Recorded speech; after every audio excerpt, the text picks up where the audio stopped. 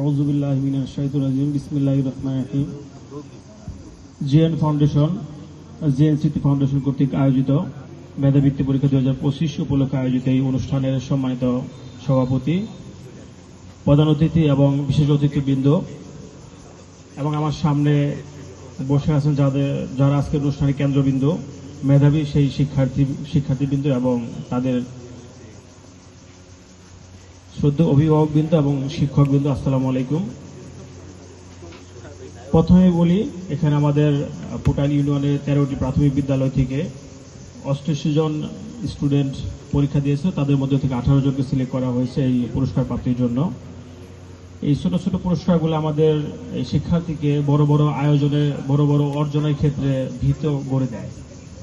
এই পুরস্কারগুলো আমাদের এই ছোট ছোট শিক্ষার্থীকে অনেক অনুপ্রেরণা দেয় এবং আমি অশেষ ধন্যবাদ জানাবো এই অনুষ্ঠানের যে আয়োজক এবং যে পৃষ্ঠপোষক আমাদের রফিক কাকা এবং আমাদের শ্রদ্ধেয় শিক্ষক মিজানুর রহমান স্যার, যাদের এই সুন্দর উদ্যোগের জন্যই এই সুন্দর একটি অনুষ্ঠান হয়েছে এবং এই শিক্ষাক্ষেত্রে যে সুন্দর একটি আয়োজন এবং আমাদের এই শিক্ষার্থীদের সামনে এগিয়ে নিয়ে যাওয়ার যে প্রয়াস, সত্যি প্রশংসার দাবিদার।